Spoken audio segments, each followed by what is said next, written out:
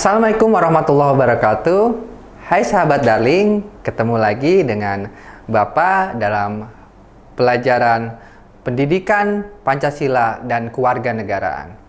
Pada kesempatan kali ini, kita akan membahas tentang integrasi nasional dalam bingkai Bhinneka Tunggal Ika. Nah, kebinekaan bangsa Indonesia tentu saja kalian sudah paham ya, bahwa negeri kita ini negeri yang berbineka, ya. Nah, tentunya ada beberapa pertanyaan mengenai kebinekaan bangsa Indonesia. Yang umumnya itu pertanyaan pertama adalah apa arti semboyan Bhinneka Tunggal Ika? Kemudian apa hubungan keberagaman dengan persatuan? Selanjutnya, mengapa persatuan sangat penting bagi bangsa Indonesia? Kemudian bagaimana menjaga komitmen persatuan? Nah, pertanyaan-pertanyaan ini akan bisa terjawab ketika kita mengupas atau mempelajari materi pada kesempatan hari ini. Oke, selanjutnya kenyataan yang ada di Indonesia, ya. Jadi bangsa Indonesia itu sejak awal didirikan sudah terdiri dari ras, multi etnik, suku, agama, dan kepercayaan yang penduduknya tersebar di kurang lebih pada 17.000 pulau, ya. Nah, itulah Bhinneka Tunggal Ika. Semua keberagaman ini diakui menjadi satu bagian tak terpisahkan dari Indonesia, meski kadang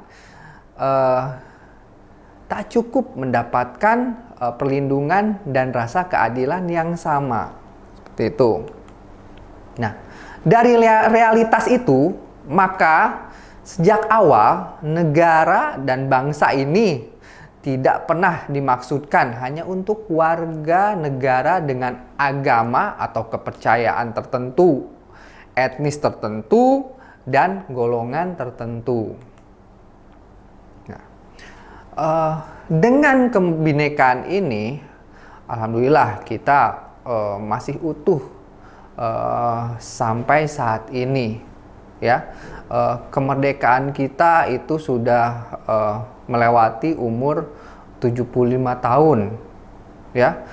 Itu umur kemerdekaan yang cukup panjang, dan mudah-mudahan kemerdekaan itu bisa kita pertahankan dan kita isi dengan hal-hal yang positif. Nah, sebagai negara yang bineka, ya, Indonesia memiliki alat pemersatu bangsa. Di antaranya yang pertama itu adalah Pancasila sebagai dasar negara. Kemudian bendera merah putih sebagai bendera kebangsaan. Bahasa Indonesia sebagai bahasa nasional. Karena dari Sabang sampai Merauke, kita memiliki ratusan bahkan ribuan bahasa yang berbeda. Bagaimana caranya supaya kita bisa berkomunikasi satu sama lain? Maka ada bahasa Indonesia sebagai bahasa pemersatu, ya, sebagai bahasa nasional. Nah, kemudian selanjutnya ada lambang negara kita. Apa lambang negara kita? Burung Garuda, yang di situ secara filosofis digambarkan, ya, melalui jumlah bulu-bulunya, bulu ekornya, ya, dan macam-macam itu. Itu ada nilai-nilai filosofis yang terkandung di dalam lambang negara kita, yaitu burung Garuda. Kemudian lagu kebangsaan Indonesia Raya dan lagu-lagu wajib nasional lainnya. Nah, itu adalah alat pemersatu bangsa Indonesia, ya. Nah, yang terakhir, yang tidak kalah penting, apa itu alat pemersatu bangsa Indonesia? Adalah slogan Bhinneka Tunggal Ika, yang artinya walaupun berbeda-beda tetapi tetap satu jua, ya. Seperti itu. Oke. Kemudian dalam negeri yang bineka, ya, dalam keberagaman yang luar biasa, maka sangat penting adanya integrasi nasional, ya. Tuh. Apa sih pengertian dari integrasi nasional itu? ada dua pengertian, yaitu secara politis dan secara antropologis. Apa yang dimaksud dengan integrasi nasional secara politis? Yaitu penyatuan berbagai kelompok budaya dan sosial dalam kesatuan wilayah nasional yang membentuk identitas nasional. Kemudian, secara antropologis, pengertian integrasi nasional adalah proses penyesuaian di antara unsur-unsur kebudayaan yang berbeda sehingga mencapai suatu keserasian fungsi dalam kehidupan masyarakat. Nah, dalam prosesnya, integrasi nasional harus atau memiliki syarat-syarat, ya, supaya bisa berjalan dengan lancar di negara yang bineka seperti Indonesia. Yang pertama, adanya perasaan saling membutuhkan. Memang kita kan sebagai manusia, ya, manusia itu memiliki sifat sosial, ya, tidak bisa hidup sendiri. Kita saling membutuhkan satu sama lain, ya, sebagai warga negara, walaupun berbeda suku, berbeda etnik, berbeda agama, berbeda golongan. Tuh. Kemudian yang kedua, konsensus bersama. Apa sih konsensus bersama? Konsensus bersama itu seperti apa? Komitmen dari golongan, etnis, agama yang berbeda untuk menciptakan suatu pandangan, ya, seperti itu. Kemudian nilai dan norma, ini yang terakhir, ya. Jadi syarat-syarat ini yang harus dipenuhi. Yang pertama itu perasaan saling membutuhkan. Yang kedua, konsensus bersama. Konsensus bersama ini komitmen tidak tertulis, gitu, tapi dilaksanakan oleh semua unsur. Tuh. Yang terakhir, nilai dan norma. Nah, kemudian ada faktor pendukung integrasi, ya. Yang pertama, adanya rasa senasib dan sepenanggungan. Kemudian adanya ideologi nasional, ya. Ideologi nasional kita apa sih? Pancasila, ya, tentunya. Apa bisa ditawar? Tidak bisa. Itu sudah tidak bisa ditawar lagi. Nah, ini yang merupakan konsensus dari zaman dahulu sampai sekarang.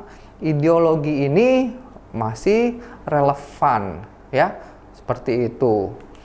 Kemudian adanya tekad serta keinginan untuk bersatu yang dinyatakan dalam Sumpah Pemuda. Nah, ini, ya, Sumpah Pemuda ini adalah salah satu bentuk pergerakan, ya, di zamannya adalah salah satu bentuk pergerakan menuju kemerdekaan yang dipelopori oleh para pemuda. Kemudian adanya ancaman dari luar, ya, gitu. Adanya ancaman dari luar. Yang selanjutnya adalah penggunaan bahasa Indonesia. Selanjutnya adanya semangat persatuan dan kesatuan dalam bangsa, bahasa, dan tanah air Indonesia. Kemudian adanya kepribadian dan pandangan hidup kebangsaan yang sama, yaitu Pancasila. Kemudian adanya jiwa dan semangat gotong royong, solidaritas dan toleransi keagamaan yang kuat. Nah, ini yang harus kita gali lagi, ya, karena memang akhir-akhir ini sikap gotong royong, solidaritas dan toleransi bangsa Indonesia sedang diuji nih, gitu, ya, melalui pandemi yang sekarang berlangsung, terus kemudian bencana-bencana yang terjadi. Nah, itu kan menguji sikap gotong royong kita, solidaritas kita, dan toleransi kita sebagai warga negara Indonesia. Tuh. Kemudian adanya rasa senasib, sepenanggungan akibat penderitaan penjajahan ya. Itu dari zaman dulu, di zaman penjajah itu karena adanya rasa ini mendorong warga negara atau bangsa-bangsa yang ada di Indonesia akhirnya sepakat, yuk kita bahu-membahu mengusir penjajah, kemudian membentuk suatu negara kesatuan, yaitu negara Republik Indonesia. Seperti itu ya. Kalau sekarang perjuangan kita relatif lebih mudah ya, karena kita tidak perlu mengangkat senjata ya, kita hanya perlu memelihara ya, memelihara kemerdekaan, kemudian mengisi kemerdekaan dengan hal-hal yang positif demi kemajuan bangsa itu ya. Yang terakhir, adanya rasa cinta tanah air dan mencintai produk dalam negeri. Nah, ini penting ya, ini penting sekali. Kenapa? Untuk meningkatkan perekonomian ya, untuk meningkatkan perekonomian Indonesia, karena negara Indonesia adalah negara dengan jumlah penduduk yang besar, otomatis konsumsinya juga besar. Seperti itu. Jadi kita jangan bergantung kepada produk luar negeri, tapi coba kita gunakan produk-produk buatan dalam negeri, seperti itu ya. Nah, adapun faktor penghambat integrasi, apa saja sih faktor-faktor yang bisa menghambat integrasi? Yang pertama, adanya sikap kurang menghargai heterogenitas. Apa itu heterogenitas? Itu keberagaman ya. Beda agama sedikit sensi ya, beda keyakinan sedikit sensi ya, kemudian beda warna kulit sedikit kita menjaga jarak, itu tidak boleh ya, karena itu bisa menghambat integrasi nasional.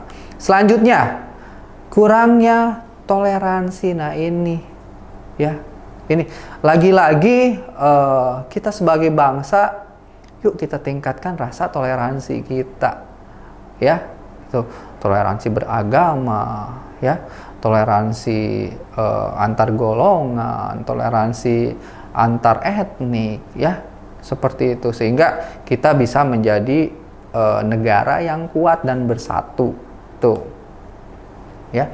Kemudian kurangnya kesadaran terhadap ancaman. Nah, ini ya, ancaman di depan mata.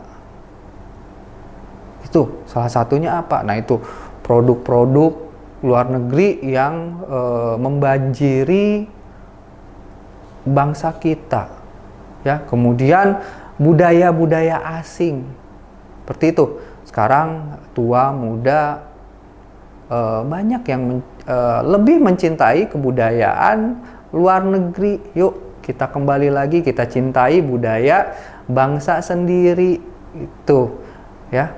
Kemudian yang terakhir, ketidakpuasan terhadap pemerintahan ini ya. Memang selalu ada perbedaan pandangan ya, akan tetapi perbedaan pandangan ini jangan menjadikan kita terpecah belah tuh ya. Di sisi lain kita perlu memberi masukan kepada pemerintah.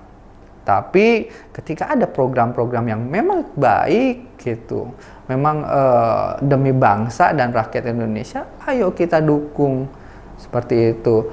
Ketika kita ada ketidaksesuaian dengan kebijakan pemerintah, yuk gunakan mekanisme yang baik gitu. Jangan menjadi anarkis, merusak. Itu kan yang rugi bangsa ya, karena apa yang kita rusak adalah fasilitas negara yang digunakan untuk rakyat, seperti itu ya.